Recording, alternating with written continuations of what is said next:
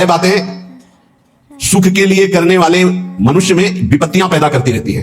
पहला, जो भजन से विमुख है और स्वार्थ परायणता में रत है।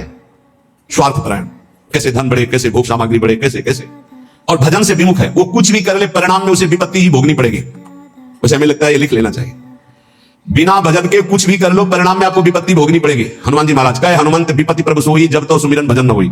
चाहे कुछ भी हो, नौकरी कर रहे हो, किसानी कर रहे हो, गृहस्थी कुछ भी हो, नाम जप जरूर करो, तुम्हें विपत्तियों से बचा लेगा नाम जप। दूसरा, जो शरीर में शैतान वास करते हैं, उन शैतानों को जो अपने अधिकार में नहीं लिया उसको विपत्ति प्राप्त होती है। शैतान काम, क्रोध, लोभ, मोह, मद, मत्सर, ये दुराचार कराने वाले शैतानों को जो अपने अधिकार में नहीं ले लेता, उनके अधिकार में समर्पित हो जाता है, उसको विपत्ति पे विपत्ति भोगनी पड़ती है। पहला, जो नाम जप ना करके केवल स्वार्थ के कार्यों में रत रहता है, कुछ भी कर ले विपत्ति भोगनी पड़ेगी।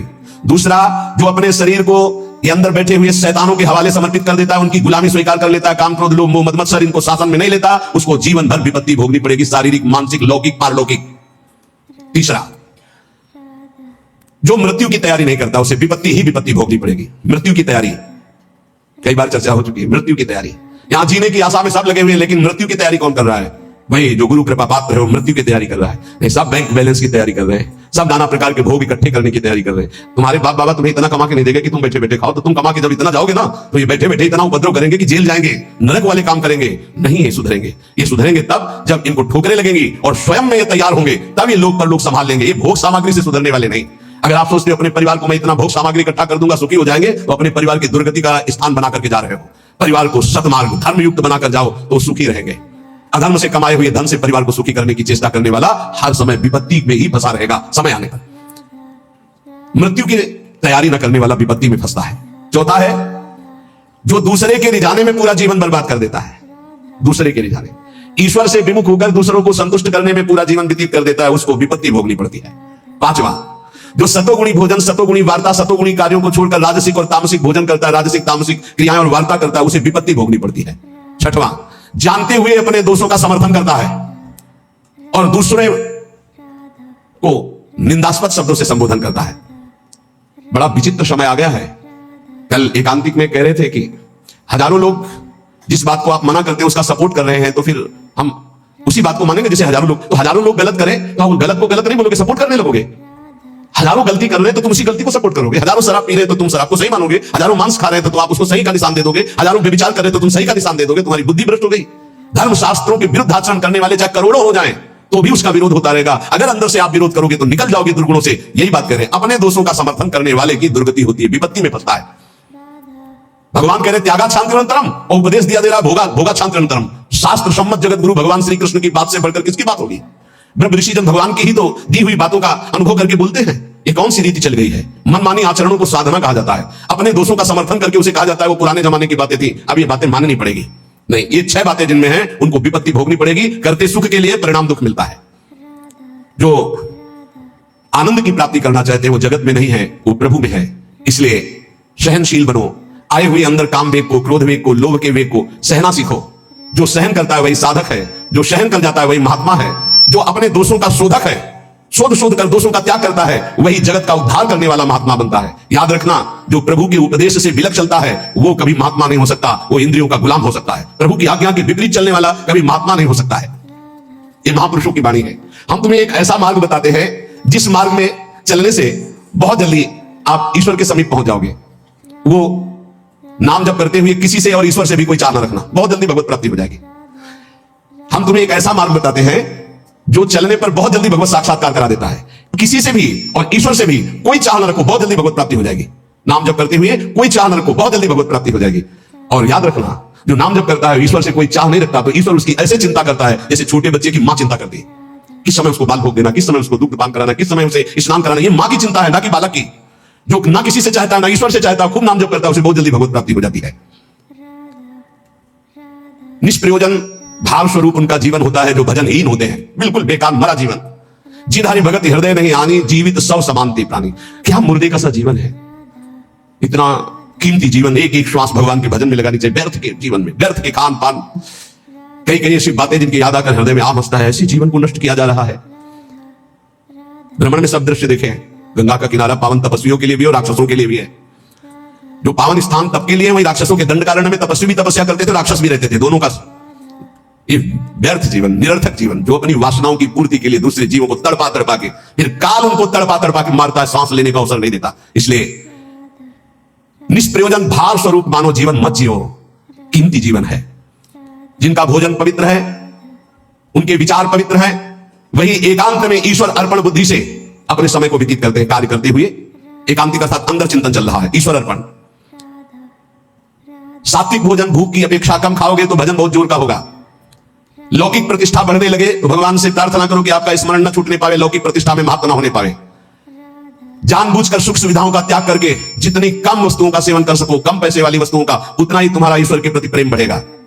ईश्वर इच्छा को जानने वाला ही महात्मा होता है। जो ही प्यारो करे सोई मोहि भावे, मेरे प्यारे की क्या इच्छा है ये महात्मा जानता है। अन्याय से प्राप्त वस्तुओं को पाने वाले के सारे करण पाप लिप्त हो जाते हैं। अंतःकरण, बुद्धि, मन, चित्त, अहंकार। वो इच्छा ना होने पर भी दूषित अन्न के कारण पाप इच्छा प्रकट होकर उसे पाप कराती है। जो घूस लेता है, अन्याय पूर्वक निर्णय करता है, ऐसों का धन उनके परिवार को नष्ट कर देता है। उनका किया हुआ दान जिसके पास जाता है उसकी अंतःकरण की वृत्ति को नष्ट करके पाप आचरण करवाता है। इसलिए भगवत मार्ग में चलने वाले उपासकों को घूस लेने वालों से जो प्रतिग्रह दान लेना है उनसे बचे। खूब खुली बात है।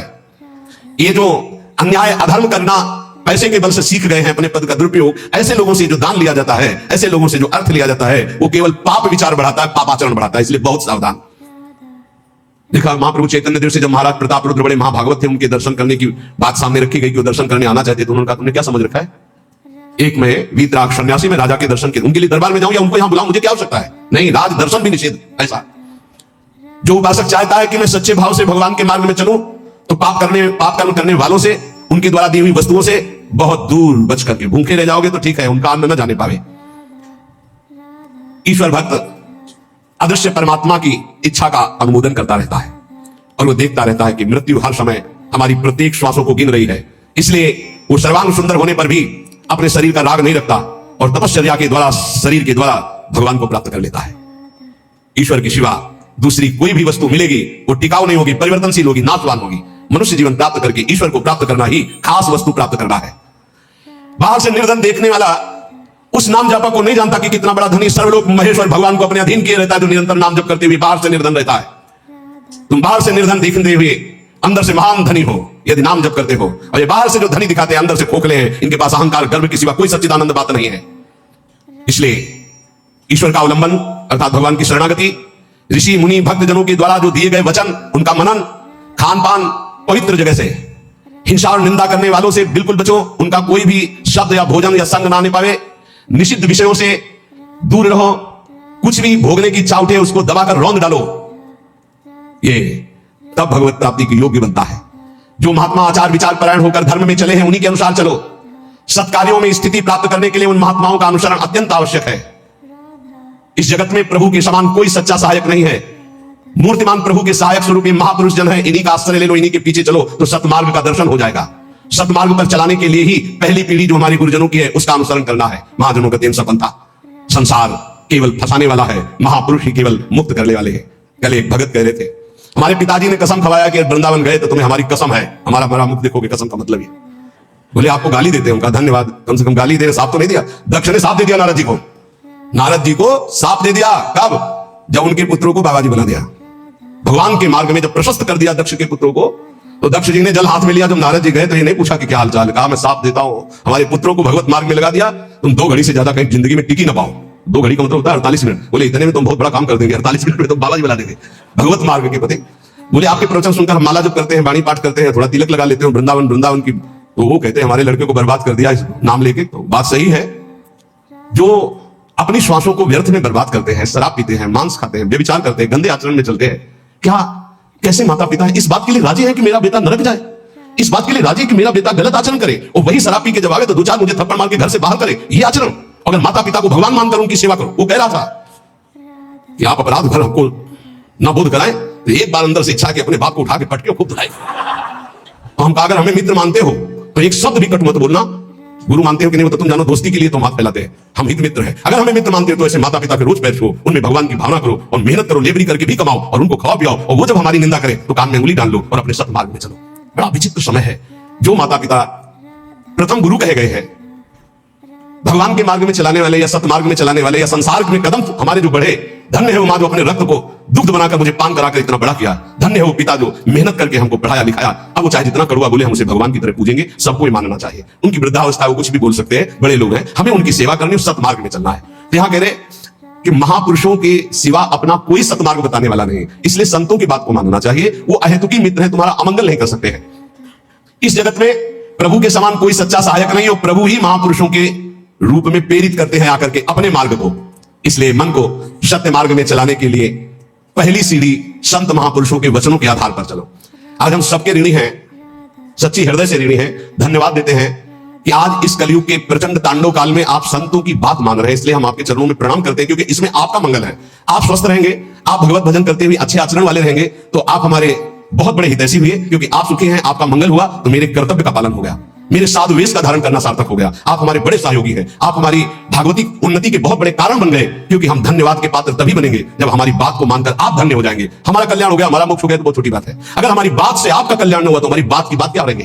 तो हमारी बात को सार्थक और समर्थ बनाना आपका कर्तव्य है। यदि आपने अपने कर्तव्य का पालन किया तो मेरे कर्तव्य का अपने आप पालन हो जाएगा, कि मेरा साधु वेश धारण करना, मेरा जीवन धारण करना, मेरा भजन करना, मेरा सतमार्ग में चलना सार्थक हो गया।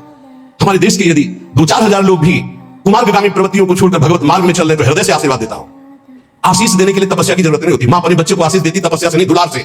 आप स्वस्थ रहिए, आपकी बुद्धि स्वस्थ रहे, आपके जीवन का परम लक्ष्य भगवत प्राप्ति आपके हाथ में आवे, आप कभी गलत आचरणों में ना फंसे। अगर वार्ता को सुन करके अपने मन में धारण करेंगे तो निश्चित ये वस्तु आपको प्राप्त होगी, क्योंकि हमारा जन्म सिद्ध अधिकार है भगवत प्राप्ति करना। जो संतों में पूर्ण श्रद्धा रखते हैं, अध्यात्म विषय में चलना चाहते हैं, उनको परमात्मा साक्षात्कार निश्चित हो जाता है। जो संतों में पूर्ण विश्वास करते हैं कि जो कह रहे सत्य। कभी भी अगर दान शब्द का आया है तो मन का दान कीजिए, श्वासों का दान कीजिए, अपने जीवन का एक एक कर्म भगवान को समर्पित कर दीजिए। शुद्ध बातें परमार्थ की। अगर कभी दान पुण्य की बात चली तो पहले कह दिया है कि शास्त्र में लिखा है, इसलिए पढ़ रहा हूं, हमारी आस्था इस पर नहीं है। हमारी आस्था का विषय हर श्वास भगवान नाम स्मरण हो, यही जीवन का परम लाभ। भगवान श्री कृष्ण चंद्र कृपा करके वर्णन करते हैं कि जब साधना अवस्था से सिद्धावस्था में उपासक पहुंचता है तो उसकी स्थिति क्या होती है। बोले अदृच्छालाभ संतुष्टो द्वंद्वातीतो विमत्सरः समा सिद्धावसिद्धौ च कृत्वापि न निबध्यते। अपने आप जो कुछ भगवान की इच्छा से व्यवस्था हो जाती है उसमें वो संतुष्ट रहता है सिद्ध पुरुष। तो साधक को सिद्धों का अनुसरण करना चाहिए।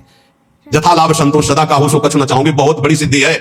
यदि अच्छा लाभ संतुष्ट हो, मांगना बंद कर दो, ना भगवान से मांगो ना किसी मनुष्य से मांगो, मांगना बंद कर दो। यहां कह रहे मांगो मत, तो ऐसे देने के लिए बोलो मत, दोनों बातें संभाल के। भगवान की इच्छा ऐसे कर दिया, नहीं आए तो बोलना नहीं। कभी तुम बोलो मत और कभी तुम मांगो मत। ऐसे बोलने से अपराध लगता है और ऐसे मांगने से अपने इष्ट की निष्ठा जाती है। और बोल दिया तो कर्जा समझ लेना, और मांग लिया तो आश्रय छूट गया, ये बात समझ लेना। दोनों को अपनी अपनी निष्ठा में रखना है, ना मांगना है और ना देने के लिए बोलना है। ऐसे दे दो, कोई जान नहीं पाया, और जैसे हरि रखते हो वैसे रह जाओ, और उसका एहसान मत मानो देने वाले का, तो दोनों का परमार्थ पुष्ट हो जाए। यदृच्छा लाभ संतुष्ट हो। बिल्कुल हम विनोद में बहुत खास बात बता रहे हैं। कभी संतों से, कभी भगवान के सामने, कभी ऐसे जैसे एक आए थे कि हमने कहा था कि हे हनुमान जी हमारा काम हो जाएगा तो आपको मंदिर बनाओ, तो काम तो हो गया महाराज, मंदिर नहीं बना तो भाई दुर्गति होगी। उनका पक्की, इसमें पक्की, इसमें कच्ची नहीं होगी। देखो भगवान के सामने संकल्प मत करो। अगर आपको कोई मांग रखेंगे, देखो सत्संग सुलझाव का है, सत्संग मतलब सुलझना। हमारे बाप हो, हे प्रभु मुझे ये चाहिए, जैसे अपनी मम्मा और पापा से मांगते तो कैसे मांगते हैं, हमें चाहिए। उनको हम ये थोड़ी कहते हैं कि हमको ये दे दो, तुम्हें हम ये ले आएंगे, तुम्हें वो ले आएंगे, तुम्हें ऐसा प्रलोभन देते हैं क्या? थपड़िया देंगे माता पिता। हमारा बच्चा हमको प्रलोभन देता है, जाल में फंसाना चाहता है। ऐसे थपड़िया जाओगे अगर प्रभु को प्रलोभ, और अगर बड़े दाता बनते हो कि मंदिर बनवा देंगे तो फिर काम हो गया, बनवा मंदिर। नहीं बनवाओगे तो फिर भगवान का जो विधान है वो आपको फिर परेशान करने लगे। कभी संकल्प मत करो, कभी भगवान के मंदिर में कुछ वादा मत करो, कभी संतों के पास कोई वादा मत करो। वादा करो तो फिर अक्षरशः पूरा करो, नहीं मत करो वादा, अपनी मांग रख दो। संत हैं पिता के समान है, प्रभु हैं परम पिता के समान है, हनुमान जी हैं हमारे गुरु भाई है, हमारे मित्र हैं, हमारे इष्ट के प्रेमी है। अम्मा तो अम्मा है जगदम्बा, उनसे क्या कहे, उनसे मांग लो, उनसे क्या कहे कि आपको चुनरी उड़ा देंगे, वो चुनरी की कमी है। अरे जिनके दूल्हा भगवान शंकर, उनकी चुनरी कमी, विश्वात्मा भगवान। अम्मा हो आप हमें दे दो, हमारे मन में लालसा जगी। अब बेटे हो तो कुछ तुम्हें आवश्यक है तो आप भाव अपने अर्पित कर सकते हो मां के समान, लेकिन मांगना और वादा करना ये दो बातें नहीं। आज सत्संग में बात बैठा लो, ना भगवान के सामने ना कभी संत के सामने कभी वादा मत करो कुछ देने का। तुम्हारे पास जो कुछ है वो गुरुदेव का इष्ट का है, क्या दोगे? अगर वादा करो तो उसे भूलो मत, निर्वाह करो। दूसरी बात, मांगो मत, वो सर्वज्ञ अपने आप पूरा करेंगे। यदृच्छा लाभ संतुष्ट हो, जैसे भगवान परिस्थिति दे रहे हैं उसमें संतुष्ट रहो। द्वंद्वातीतो विमुत्सरः, किसी भी द्वंद्व का तुम्हारे ऊपर कोई प्रभाव ना पड़े। जैसे मान है, अपमान है, अनुकूलता है, प्रतिकूल। कल एक अपने यहाँ तो बहुत बड़ी कृपा होती है, हर प्रकार के उदाहरण मिलते रहते। कल एक भगत जी ने कहा जब अनुकूलता रहती है तो हमें पातिव्रत धर्म भी याद रहता है, सब याद है। जब प्रतिकूलता आती तो सब भूल जाते हैं। इसको कोई भक्ति कहते हैं? अनुकूलता में तो सब जय हो बोलते हैं, जब प्रतिकूलता में जय हो बोलो तब तो तुम्हारी भक्ति रही। द्वंद्व आती तो अनुकूल प्रतिकूल मान अपमान लाभ हानि दुख सुख में बराबर जिसका भाव रहता है वो सिद्ध महापुरुष होता है। साधक को बराबर भाव रखने की चेष्टा करनी चाहिए। विमत्सरा, किसी के प्रति ईर्ष्या मत रखो, ईर्ष्या बहुत हानिकारक है। ईर्ष्या में बहुत बड़े बड़ों का पतन होते दिखा है। ईर्ष्या बहुत जल्दी नाश कर देती है, इसलिए ईर्ष्या दूसरे के प्रति होने का मतलब अपना नाश करना। समा सिद्धा व सिद्धो, जो साधन में चल रहे हो, लाभ मिले ना मिले आपका साधन सच्चिदानंद में, निराश होने की जरूरत नहीं है। बहुत ध्यान से सुनना, नहीं तो आने लगता है कि हमारा इतना समय हो गया भजन करते, कोई लाभ तो हमारे को मिला नहीं। देखो गुरु कृपा से कभी तुम्हें लाभ नहीं दिखाई देगा, गुरु कृपा से। और जब लाभ दिखाई देने लगे तो जान लेना अकृपा आ गई है। क्यों? अहंकार के बिना लाभ का अनुभव नहीं होता। जब अहंकार आता है तब लगता है मेरे में सद्गुण आ गया, और जब दैन्यता आती तो बड़े बड़े सिद्ध महापुरुषों को देखा, कभी उनको अनुभव नहीं होता मैं प्रेमी हूं, मैं भागवती हूं। जितने महापुरुषों की वाणी आप पढ़ के देख लीजिए, अहंकार रहित महापुरुष तो अपने को अधम तुच्छ नीच मूढ़ कामी यही शब्द बोले अपने लिए। जब अपने में आ जाए कि मैं निष्कामी, मैं महात्मा, मैं सिद्ध, मैं तो जान लेना अहंकार जागृत हो गया। वही भगवान की कृपा से नहीं होता है, अकृपा से होता है। इसलिए समा सिद्धा व सिद्ध होगा। चाहे ऐसी स्थिति दिखाई दे कि हमारे में कुछ लाभ आ गया है, या चाहे दिखाई दे कुछ लाभ नहीं आ गया है, ना भूलो ना भूलो, सम रहो। समा सिद्धा व सिद्धो, दोनों में समान भाव रखो। चक्रत्वापि न निबद्धते, वो कभी इस माया में बंधता नहीं है। आगे भगवान कह रहे गत संगस्य मुक्तस्य ज्ञानावस्थित चेतसः यज्ञायाचरतः कर्म समग्रम प्रविलीयते। किसी के भी संग का कोई भी रंग ना चढ़ने पावे उसे सिद्ध पुरुष कहते हैं। जित संग दोषा, चाहे वो घोर पापी हो, नीच हो, व्यभिचारी हो, दुराचारी हो, नाना प्रकार की भोग सामग्री बहिर्मुख पुरुषों का सब कोई फर्क नहीं, वो अपने रंग में है। जो रही उत्तम प्रकृति का आकर्षक कुसंग चंदन विष व्यापत नहीं लपटे रहत भुजंग। क्यों? क्योंकि वो परमात्मा भाव में स्थित है। गत संगस्य मुक्तस्य है, वो मुक्त हो चुका है, इसलिए कोई भी संग उसके ऊपर प्रभावित नहीं है। मुक्त महापुरुष की पहचान होती है, कोई भी संग उसके ऊपर प्रभाव नहीं डाल सकता। काम का, क्रोध का, लोभ का, मोह का, मद का, मत्सर का कैसा भी संयोग आ जाए उसके ऊपर कोई प्रभाव नहीं। स्वात्मा रामम विषय मृत कृष्णाम भ्रमयति, मुक्त पुरुष कभी विषय मृत कृष्णा में भ्रमित नहीं होता। कैसी भी क्रिया का संयोग बन जाए, कैसे भी पदार्थ का संयोग बन जाए, कैसी भी घटना आ जाए, कैसी भी परिस्थिति आ जाए, कैसी भी व्यक्ति के सामने उपस्थिति हो जाए, उसके ऊपर कोई फर्क नहीं पड़ता। गत संघर्ष है, जो बांधने वाला है, जन्म मृत्यु का बंधन है, वो देहाभिमान है, वो उसका नष्ट हो चुका है। इसलिए किसी भी तरह का कोई भी विकार उसके अंदर हावी होता ही नहीं है। इसी स्थिति को कर्माणि श्रुति बोधिताम नितराम कुर्वन्तु कुर्वन्तु मा गूढ़ाश्चर्य रसास्रगादि विषयान् गृह्णन्तु मुञ्चन्तु वा। वो भोग की सामग्री के बीच में भोग में दिखाई दे रहा है, लेकिन वो भोग में नहीं है। वो कर्म करते हुए भी कर्म से रहित है। वो देखते हुए भी देखता नहीं, सुनते हुए भी सुनता नहीं, बोलते हुए भी बोलता नहीं, खाते हुए भी नहीं खाता है, क्योंकि वो मुक्त महापुरुष है, देहाभिमान रहित है।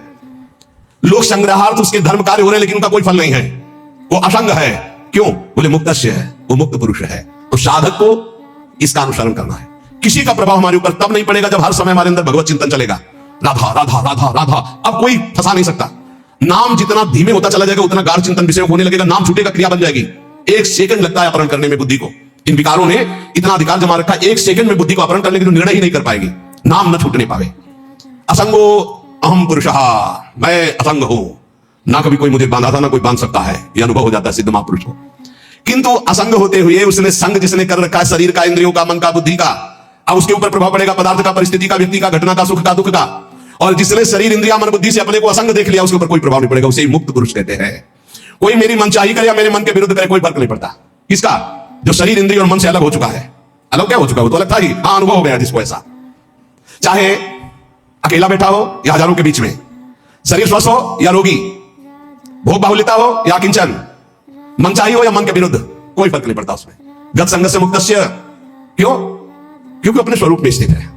वो किसी क्रिया या शरीर या मन या बुद्धि या चित्त या अहंकार या इंद्रियां, कामना, ममता कुछ नहीं उसके हृदय में।